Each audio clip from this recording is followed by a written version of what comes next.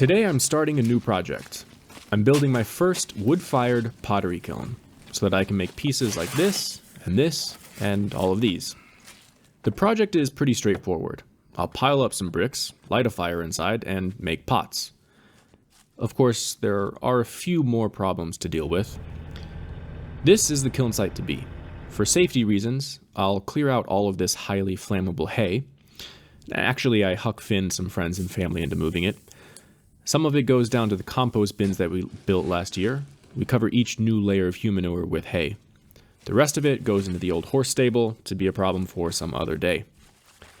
I have my pottery studio in the back room of this hay barn, in what used to be a saddle room. It's uninsulated, and it's inhabited by adorable little geckos. But building the wood kiln right out front will be very convenient once I get it all cleared out. I figured I would just buy some bricks and get to it.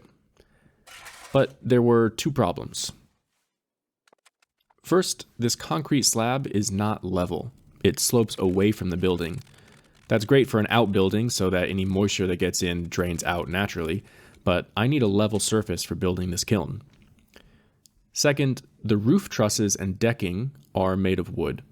The wood kiln burns wood, and if all goes according to plan, flames will be shooting out of the chimney, so something has to be done.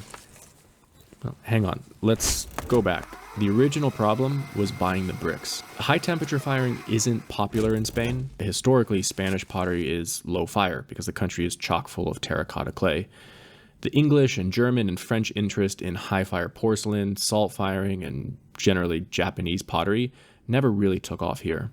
So I corresponded with multiple companies about kiln bricks, calling, emailing, inquiring, comparing prices, requesting technical data sheets. If you're American, one of the biggest culture shocks living in Spain is the difference in work culture. In corporate America, the sale is a big deal. In Spain, that concept simply doesn't exist. In America, someone's always trying to sell you something, and it's exhausting. In Spain, people genuinely seem not to care if you buy their stuff or not. This is also exhausting in a different way. They'll accept payment if you send it, but that's about it.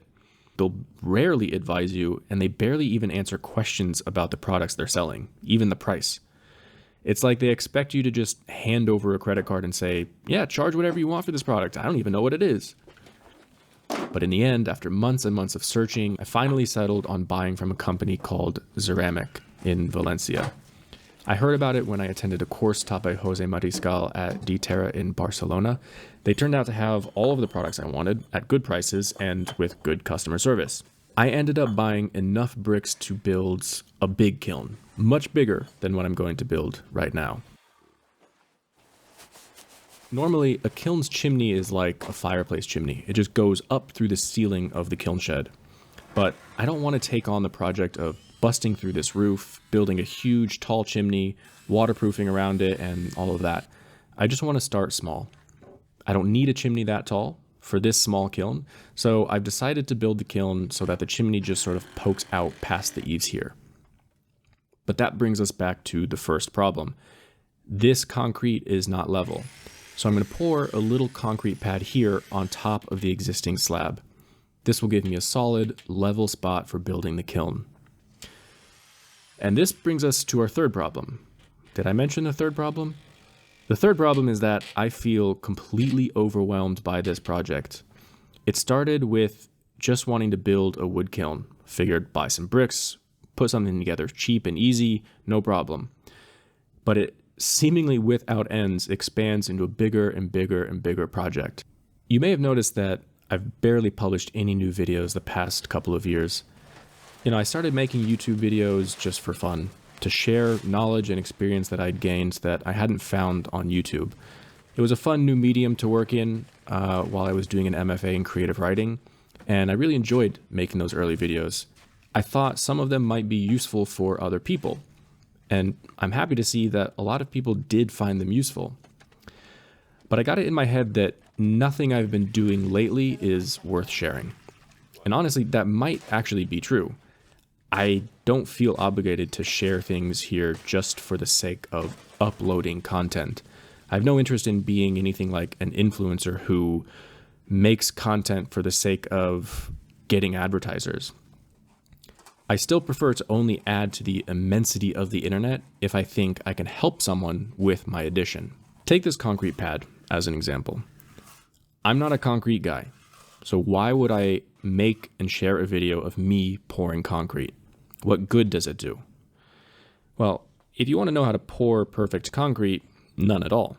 I hate to do things sort of half-ass, but I have a specific goal with this project, which is building the wood kiln. I wanted to get to that stage of the project as soon as possible. I'm afraid I sort of fell into the opposite social media trap, though. There's the one I just mentioned, which is thinking you have to publish things just for the sake of publishing. But on the other side is this trap of thinking that you have to put out an idealized version of yourself and your life. See, I didn't want to publish any failures, any inadequacies, any imperfections. And to be fair, I think there's limited utility in doing that. You don't need to see every time I cut corners or mess something up. But the original idea of this channel was to be useful. Show the meaning behind and the benefit of combining intellectual and manual pursuits. And a big part of that is failing, problem solving, iterating, reflecting, and learning. So I decided to start this new series, which is primarily about that process of learning. The process of failing, problem solving, iterating, and reflecting.